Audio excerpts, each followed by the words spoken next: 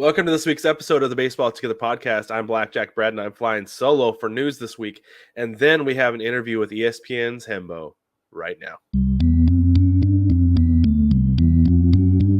9+ Us presents the Baseball Together podcast with your hosts, Blackjack Brad and Kansas City Little Big Briggy Blue Eyes. And now, Baseball Together. Welcome, baseball family, to this week's episode of the Baseball Together podcast. My name is Brad, and I'm actually flying solo this week. Brig is not here. He has family in town, so he's hanging out with them. And I will be here guiding you through this week's current events. And then, like I said before at the beginning, we actually have an interview with Hembo from ESPN. Very exciting. It was a lot of fun. We had a ton of fun with talking baseball with him. So we'll get to that in a few minutes. Before that, though, what we need to do is we need to talk about a few transactions that we saw over the last couple of days. The most notable, I would say, given the magnitude of the player. So first things first, Gary Sanchez, the Kraken. For those of you who may have lost track of Gary Sanchez, he started the year on a minor league deal with the Giants. And because he didn't make it to the bigs by May 1st, he asked to be released from the contract. They obliged. He became a free agent. And then he signed with the New York Mets on May 9th. Was not a free agent for long. Again, a minor league deal with the Mets as well. The Mets called him up this weekend. They brought him up to play. Not bad. He got into 2 games. He had 4 plate appearances. He went 1 for 3, a couple strikeouts and a single. But he got an RBI. So he got in there and he did his job, right? I don't know if this is about wanting to bring in a player who can inject some offense into that, what has been relatively offensive or offensively anemic lineup, or if they think Gary Sanchez is the answer. I don't know. A lot of teams have not felt like he was the answer. I'd say 29 others, to be exact, to this point. So we'll see. We'll see how it goes. We'll see what happens. But so far, not a bad weekend for him. And the Mets were able to squeak out a few wins against the Guardians, which honestly, it's tough because it could be the Mets playing a struggling AL Central team and just doing what they're supposed to do, or they could be pulling out of whatever funk or stink that they've been in. Max Scherzer and Justin Verlander had great days on Sunday. They pitched in the doubleheader. Both of them did, and they both did great. So that could be the thing they've been waiting for up to this point. So I don't know. Keep an eye on the Mets. I think we've all been keeping an eye on the Mets to see what's going on there. So we'll see how it goes. Next guy up. In the opposite direction, Eric Hosmer was designated for assignment by the Cubs. He was 2 for 14 in his last 5 games with the Cubs. He appeared in 31 games this year, and he slashed .234, .280, .330. That is batting average, on base, and slugging, for those of you who don't know. With that included 3 doubles, 2 home runs, 12 RBIs, and 25 strikeouts. I'm not worried at all about Eric Hosmer. He'll land somewhere. Somebody needs a DH who's batting .234. I mean, the Royals at one point, we saw everybody in their starting lineup was hitting under 200. In Seattle right now, to be completely honest with you, I would take Eric Hosmer as my DH because there is no everyday solution to DH. There's certainly not anybody hitting .234. It's certainly not anybody with we got a couple guys with some home runs. But I'd take 2 home runs and 12 RBIs at DH right now in Seattle if that's what's playing every day. And I think that might just be what he needs. Is I feel like he has not gotten solid reps since he got traded from San Diego to Boston last year. And I think he's a guy who needs that. He needs to get out there and get his game time reps to really get back to his form. And, he's 33. Maybe he's washed. I don't know. But we'll find out. We'll see where he goes. I think he'll land somewhere. Somebody's going to give him another chance. Okay, I came up with a new game today as I was getting all this together. It's called That's Baseball, Susan, for those of you who aren't aware. Susan Waldman does the color commentary for John Sterling with the New York Yankee broadcast. If you're new here, I am not a Yankee fan. I'm actually not even really a Diamondbacks fan, despite wearing a Diamondback shirt today. I'm a Mariners fan, but Brig, or my co-host, is the Yankee fan. And so every once in a while, because of him, I'll listen to Yankee games. I'll listen to John Sterling and Susan Waldman. One of my favorite things that he says to Susan when something strange happens is, "That's baseball, Susan." And ain't that the truth? Isn't that baseball? That's baseball, Susan. So here we go. We're going to play some That's baseball, Susan. First things first. Kevin Gausman, the guy up here, he's pointing at me. I'm not sure why. I'm not the problem. Oh, I know. He's pointing at this guy, Domingo German, for the Yankees.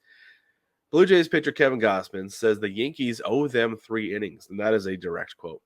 Because Domingo German pitched 3 innings of sticky stuff on his hands.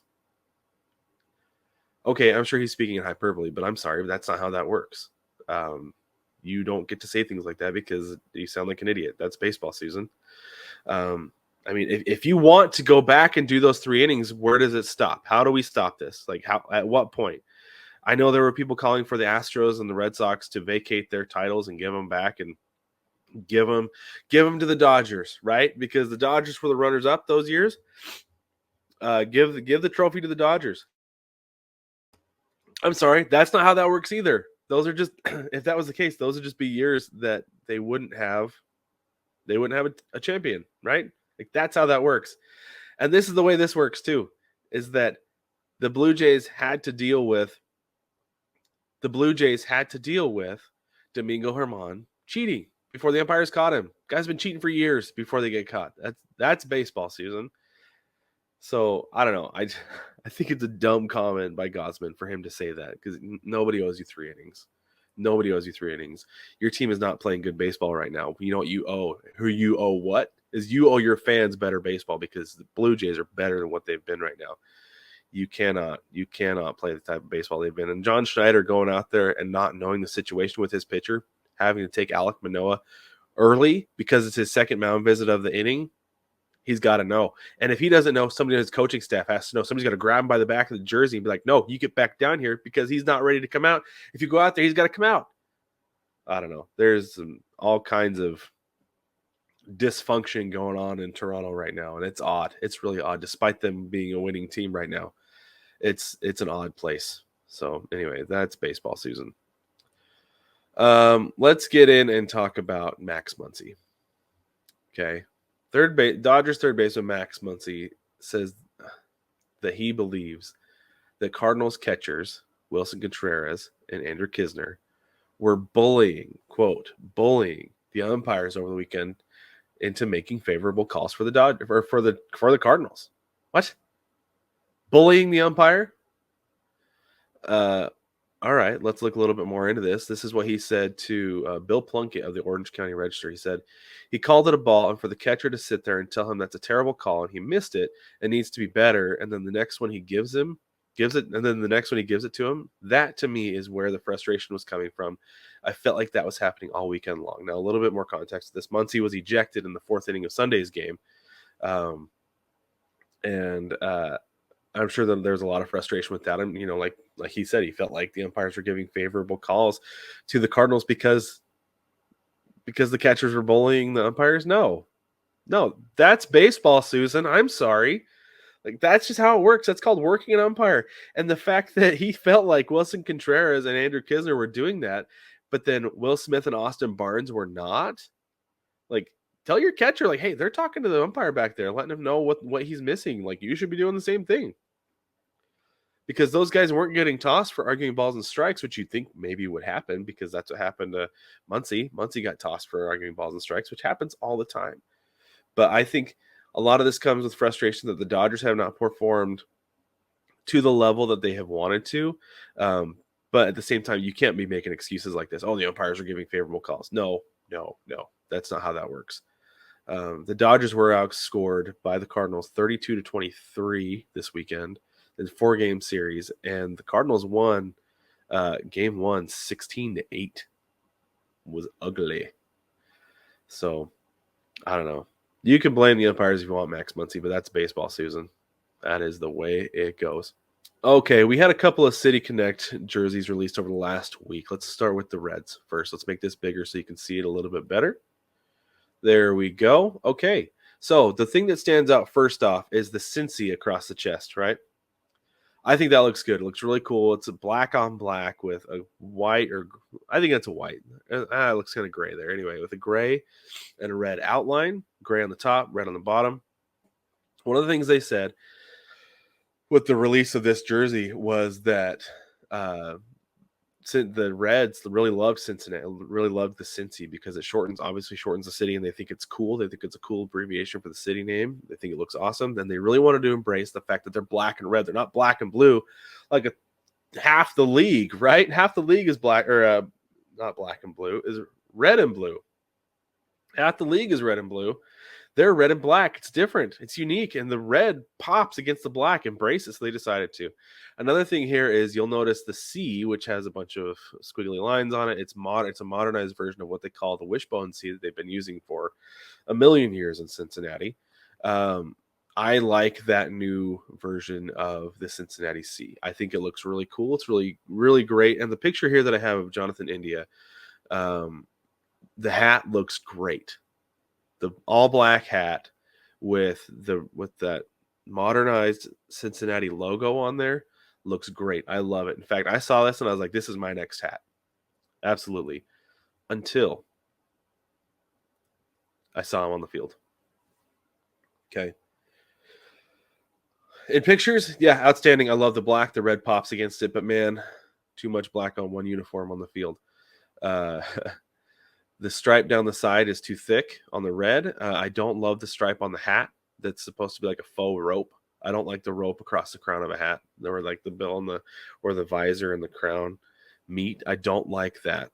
And I don't like that they went faux rope on it as well. I don't like the look of it. If it had just been all black, then yeah, I would have loved it. And I legitimately would have bought this hat, but I do not like that look. So I kind of went backwards here. Before I've seen stuff and at release and be like, no, I don't like it, and then love it on the field. I don't love this on the field.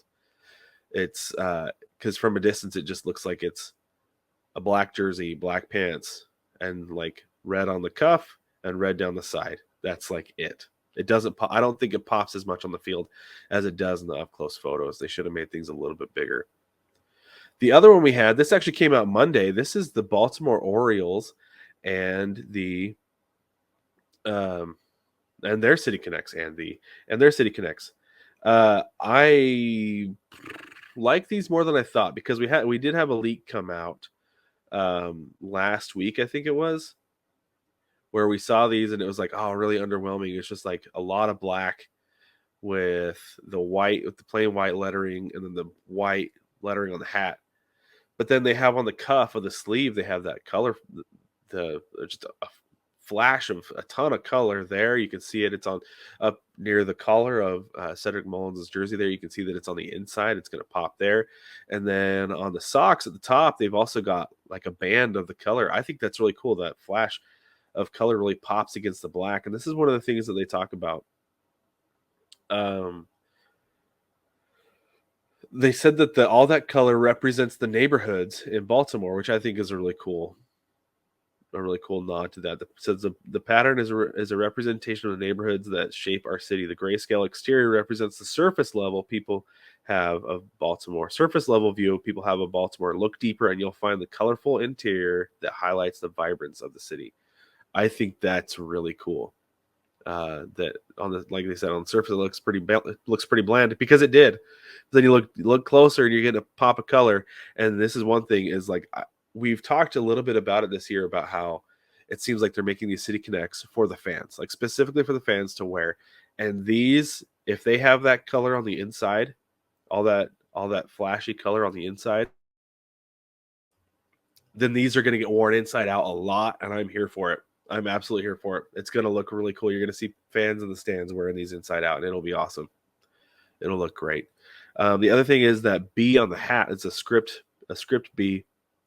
It says it's pulled from the Baltimore script logo on our road jerseys. The B represents the love we have for our city.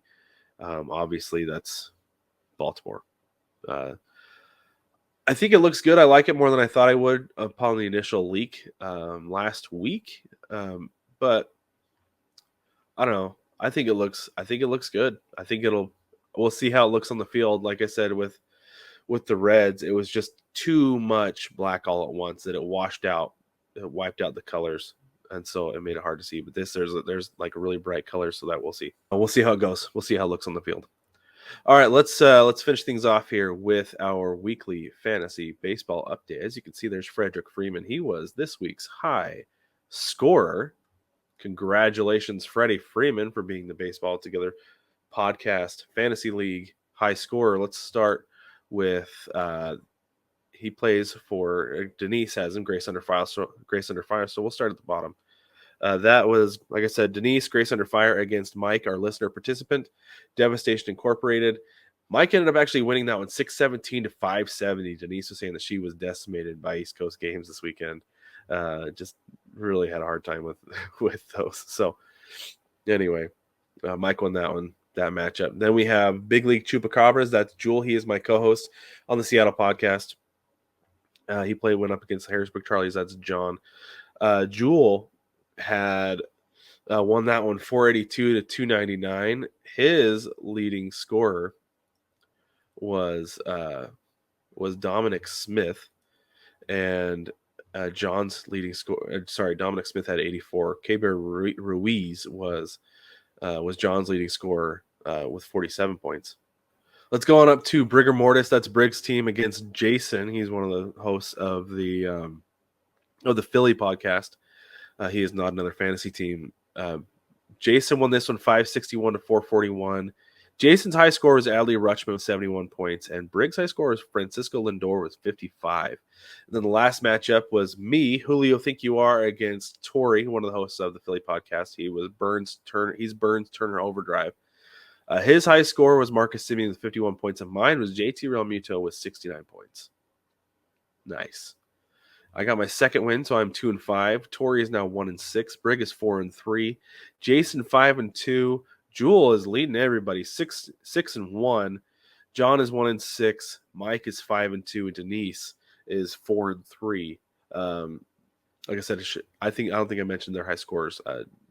Denise's was Freddie Freeman, and Mike's was Matt Olson. Denise would have beat everybody this week. She'd have beat everybody if she hadn't gone up against Mike. Mike was a high scorer. Denise was second. So just the way it goes, I guess. But baseball family, we're going to take a quick break. When we get back, we will run our interview with ESPN's Hembo.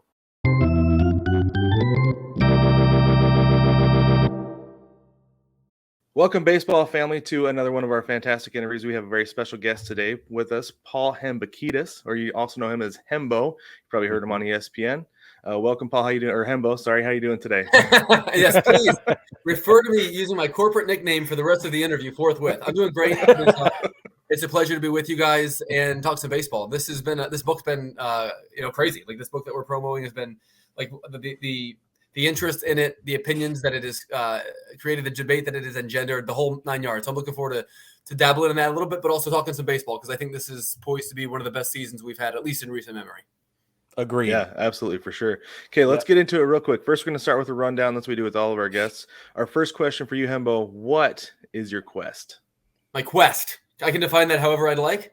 However you like. Fantastic. My quest is to realize my dreams by doing what you guys are doing. I would love to talk about baseball for a living. If you ask me like what my dream job might be 10 years from now, it would be that some person was stupid or silly enough to pay me money to talk about baseball and nothing else. So that would be my quest. Now, obviously, there are greater things, larger things in life. I have two kids, my wife and I had baby girls, like literally two people, twins last August. So there are other things in life, obviously, that are more important than baseball, but very few. So my quest, at least from a career standpoint, would be to be paid money to talk about baseball and nothing aside from baseball. Yeah, we can relate to that. That's awesome. My next question for you: what is your favorite color? My favorite color is blue. It always has been. I don't exactly know why. I've always been attracted to blue. Something like the color of blue that you're wearing on your hat right now, like a darker shade, navy shade kind of blue. Although I'm thinking through I'm a Philly guy, so I'm thinking through all my Philly teams, and there's a little splash of blue with the Sixers, but that's about it. So I haven't been defiled too much by my Philly brethren. So dark blue, and that's my final answer. All right, nice. So the Phillies then is your favorite team? Is that correct? Yeah, I've been rooting for the Phillies passionately since something like 2000. I was born in Baltimore, so I came to age as a fan of the Orioles and Cal Ripken, but my family moved there early enough in life to where I eventually switched my allegiance to the Phillies, and that was actually a pretty good time to do that, as it turns out. That's awesome. Yeah, it would be. So if the Phillies were a beverage, what would they be? If the Phillies were a beverage, what would it be? Man, it's an interesting question. Not one that I've obviously thought of before. How about like a pineapple or mango high noon or White Claw? So I want to be able to consume it. It's refreshing, All right. It makes me feel great about myself. It makes me feel great about the day. And I can consume it every single day if I really want to. Probably not smart to watch the Phillies play 160 times a year, but that's going to be my answer to this question. Like a flavor of like a sparkling or like a spiked seltzer that I favor. And I would say if you want to do it 162 times a year, you could, but it's not going to be so great for your health.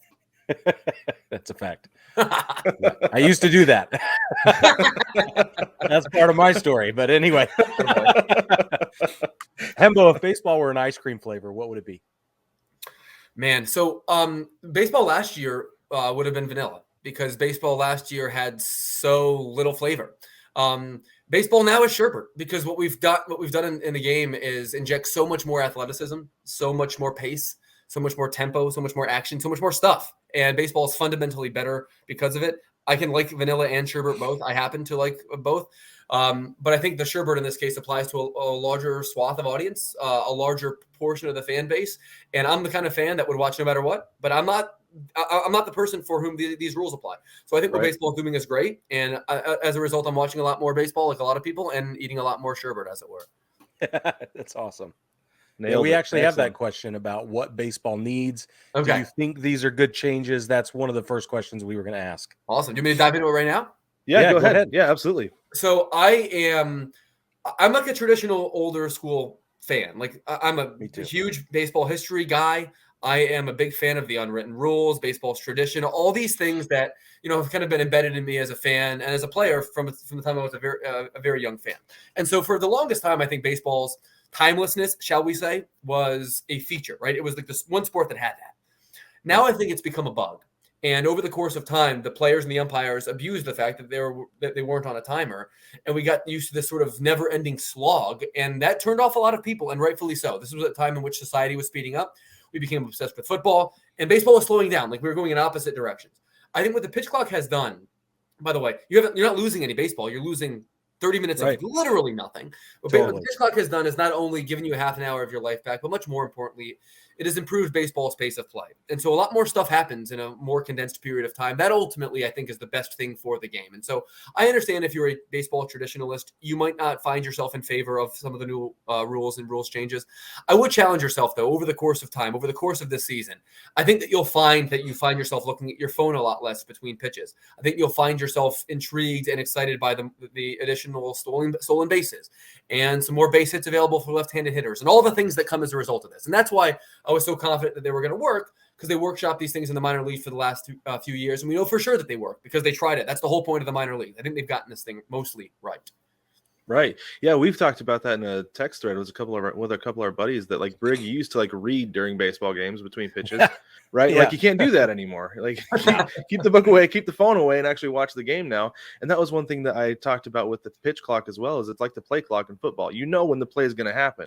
Like you've got a maximum of 40 seconds between plays, and now you've got a maximum of 15 seconds between pitches. 20 if there's somebody on base, but 5 seconds, who cares, right? Yeah, I mean, honestly, to me, like the game, this is not a progressive like step forward. Like I don't view this as being like a woke decision by baseball, for lack of a better term. I view this as being like baseball being played at the speed in which it was intended to. Right? If you watch a baseball game at its zenith, when it was at its most popular, it looks something like what it does now.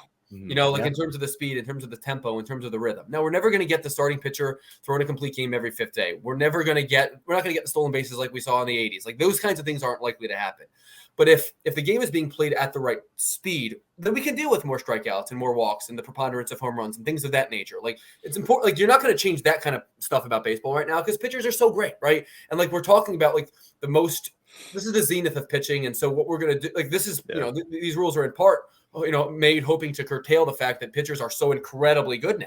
But now if you let someone on base, you're not going to get let off the hook quite as easily. Now, if you get yourself into a problem in the fifth inning, you can't slow down to a crawl. You have to keep pitching. We're going to see a lot of those big innings exacerbated. And so I'm a fan, man. Like I really am. And I think the pitch clock ultimately is going to wind up sort of blending in the background. It's not going to be top of mind anymore. And you're going to wonder to yourself, why weren't we playing this fast for all these years, right? When World Series games were ending at midnight, for God's sakes. That time is coming up. Yeah. And I think part of it too is that there's always been the time. It's just that now it's being enforced. But anyway, sorry, go ahead, Brig. Sure. You had something. Absolutely. For me.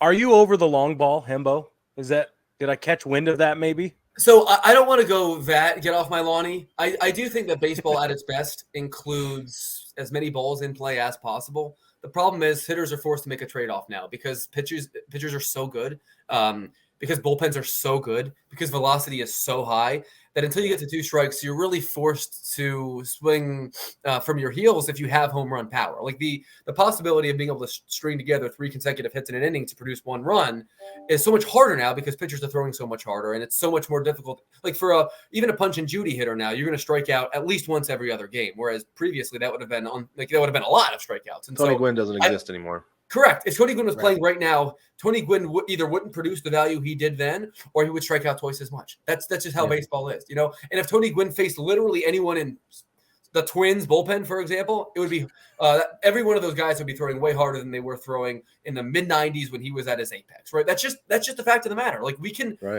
know that pitchers and we know that athletes in general are better now than they ever were before, because we know in Olympic sports they break all the records every year pretty much. Like there are very few enduring records. Right. Baseball is no different. Right now, pitchers are just ahead of position players. I understand the reflex to try and homer. My hope, and so far what the numbers say, is that left-handed hitters are making a concerted effort not to launch the ball as much, and especially with 2 strikes. So my hope is that we continue to see that kind of progress made, because if baseball can inject more batted balls and more base runners into the sport, that's going to be a fundamentally good thing for everyone who enjoys it like we do. Yeah. So I have a quick question for you about athleticism. Than the long ball. Yeah, we're super into the bunt. But I have a quick question for you about athleticism. Like, this is a hill that I am probably going to end up dying on. But I feel like Babe Ruth wouldn't be able to compete in today's game. Do you feel the same way? Or yes, is he transcendent? No. If Babe Ruth was plugged into a lineup today, like, he would have no idea what to do with Shohei Ohtani's sweeper, or Johan Duran's slider, or Hunter Green's fastball, slider, right? Any of those. Babe Ruth was playing baseball at a time in which no one could do anything like they could now, right? Like the pitching that he saw, like this 80-mile-per-hour slop, would make us laugh today. Like, the 3 of us might hit 300 in a lineup in 1920, but that's not really material, and I'll tell you why. A player can only be compared to their contemporaries, right? And so the exact same thing that you just said about Babe Ruth, you could say about Aaron Judge 100 years from now, and it could still apply. That's categorically unfair. We are all products of our environment. The only way to compare players is in relation to their peers, in relation to their contemporaries. So I'm not going to penalize Babe Ruth for the fact that he never saw a 100-mile-an-hour fastball, or the fact that he primarily played against white players, or anything of that kind. Because Babe Ruth was born when he was born. And so that was his lot in life. And he happened to just so incredibly exceed everyone at that time. And he should be considered the GOAT for that. And so I do agree with you. I just think it's the wrong question to ask. Okay. I can appreciate that. So is the right question to ask then, how do we reconcile baseball's obsession with its own history in the contemporary view of statistics and records being broken and things like that? It's a great question. This is sort of a passion point of mine, because it's without context neutral statistics are mostly worthless. Now, obviously, we have ways to be able to measure players across eras, regardless of what you think of wins above replacement. WAR is merely one tool. We can debate till we're blue in the face how valuable it is. I like ERA plus and OPS plus from Baseball Reference, because they neutralize for the ballpark in which you play and the scoring environment at the time. But comparing a player's raw stats, like comparing Babe Ruth's raw stats to Aaron Judge's raw stats is apples and bananas. Like this, it's not like for like.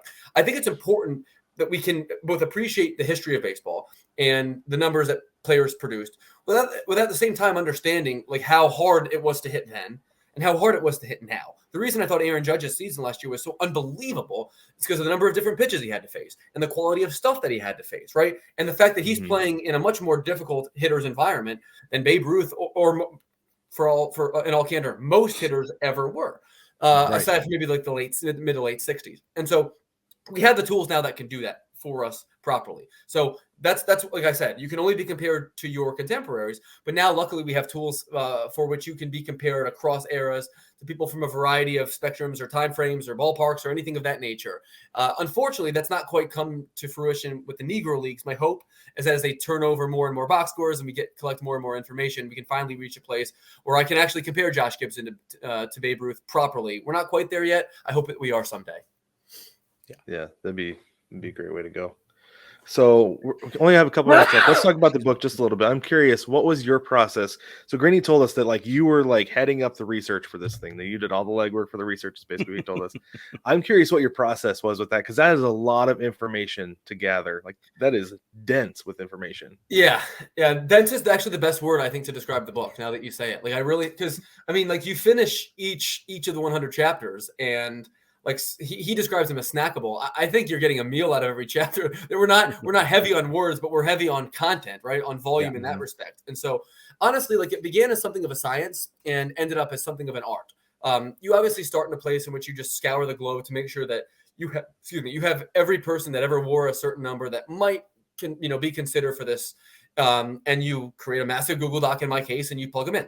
But we also wanted to include teams and commentators and coaches and race car drivers and horses and individual athletes, obviously, to be able to represent more than a century of sporting life, right? Like, to do this project properly, we had to transcend just who was the best player to wear number X. In fact, of our 100 chapters in our book, only 56 of them are jersey numbers, believe it or not. So that's a huge portion of the book. That's records, and that's years, that's rivalries, right? So it took a long time. It took, I would say, probably 6 months for me to be able to compile all that stuff. And I spent probably, at least at one point or another, almost every day opening up that document to make sure that I left no stone unturned.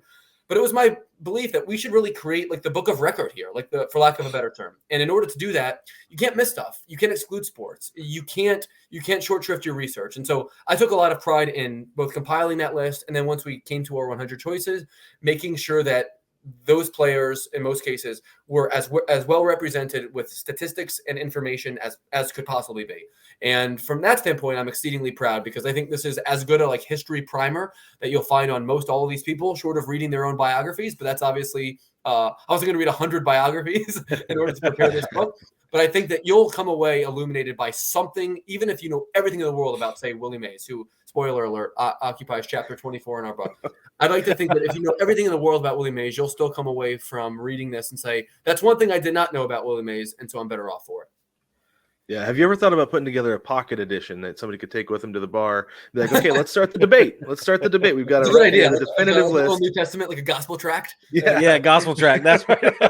Yeah. I don't know if this, by the way, I don't know if this is a compliment or not, because like obviously I don't know that you can see like here the size of the thing. You guys just held it up. The compliment that I received, I guess it's a compliment from a friend of mine. He's like, this is the perfect bathroom book, because each of these chapters are perfectly in line with how long I usually take in the bathroom. And it's like, I don't exactly know if I should be saying that on the radio, on shows, but like, thanks, Alex. I appreciate the 2 cents. Like, that's just one piece of feedback. Like, I like bringing this in the bathroom.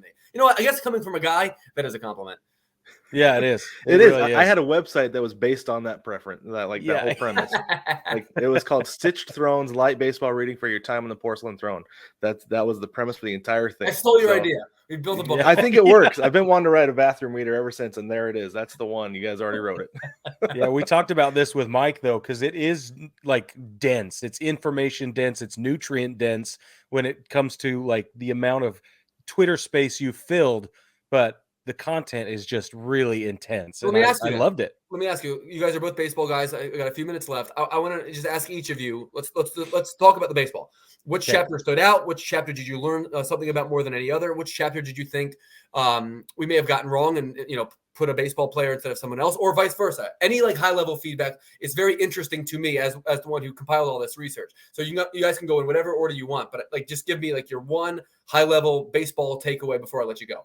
Go ahead, Brig. My first one is I talked to Mike about this. I was really sad not to see Lou Gehrig occupy chapter 4. And he explained why, and I understand, and it's not a bad take at all. However, he's my man. He occupies my wall. So my favorite player of all time. I was a little. I get it. Pride of the Yankees is my favorite sports movie. The Luckiest Man speech is the stuff of legend. He's the only player to ever wear number 4 for the Yankees. He was the first athlete to ever have his jersey retired. I think there are a lot of really good reasons to include Lou Gehrig. It just came down to our belief that Bobby Orr is probably the second greatest hockey player that ever lived. And if you're not going to put Bobby Orr in the book, then there's going to be so few hockey players that wind up in the book. Not to mention Babe Ruth is 3. Spoiler alert, Derek Jeter is 2, right? And so and Joe DiMaggio is 5. So the Yankees are well represented. Unfortunately, Lou Gehrig did not make the cut. And honestly, number 4 is obviously his number. 2130 is Lou Gehrig's number. So when we read the sequel and it has 3,000 chapters. I'll make sure to include them. Yeah, okay. That's The other one awesome. for me That's a was great the one take. for me was 51. I never would have thought Dick Butkus, because initially as a Mariners fan, I went to Ichiro, right? So that's interesting, because as a Mariners fan, you could also go to Randy Johnson. Who Randy worked Johnson, for a right. lot of his career. That's a really good. That's a great point to make. Off the top of my head, I don't remember if Ichiro wore 51 in Japan or not. Randy Johnson didn't wear 51 for his entire career. So Right. those were potential tiebreakers for us. I think Dick Butkus has a serviceable case to belong at number 51. Oh, for sure. I do understand, though, as a fan of Seattle, that is not a city that is well represented in the book. And so if there was a For good chapter reason. for which you could put a 51, it would most definitely have been one of those two guys. I think Randy Johnson is a greater player historically, but I'm not sure that he was a greater 51, if you know what I'm saying. Right. Yeah. Okay, last question before you let go. Yep. Real quick, World Series pick. Who you got? So I've got Atlanta coming out of the National League. To me, that's the best team. I think they have the fewest holes. The lineup is stacked. I think the rotation will be plenty good enough, especially when Mike Soroka comes back. And they have one of the best general managers in the league who, if they have a hole at all, he will fill it at the deadline like he did 2 years ago when they won the championship. I'm sticking with my preseason pick of the Blue Jays to win the American League, despite the fact that Tampa looks unbelievable and the Yankees are going to be really good too. It's my belief, though, that the Blue Jays are going to be able to beat you any number of ways. That lineup is going to, I think, wind up leading the American League in runs. I think they're stacked, loaded top to bottom. They're a much better defensive team this year than they were in the past. And the addition of Chris Bassett in the offseason, I think will make that rotation really, really whole. And the bullpen's pretty good too. I see that team as being one that will ascend and by the end of the season be the best team that will come out of the American League. I got the Braves over the Blue Jays winning the championship this year. I think we're wide open in the American League. I really do. I don't think the Astros have a stranglehold anymore. And the National League is loaded too. You could see 3 teams coming out of the East. I could see the Dodgers and Padres coming out of the West. And so far, Milwaukee looks really, really good in the Central. So I don't think this is going to be a chalky year at all. We're going to have a stretch run for the ages. I guarantee it. Yeah, For sure. love it. All right, Hembo, thank you so much for joining us. We know you got to go. We really appreciate it a bunch. Thanks, friends. Have a good one. Bye-bye. All right, man. Talk to you later.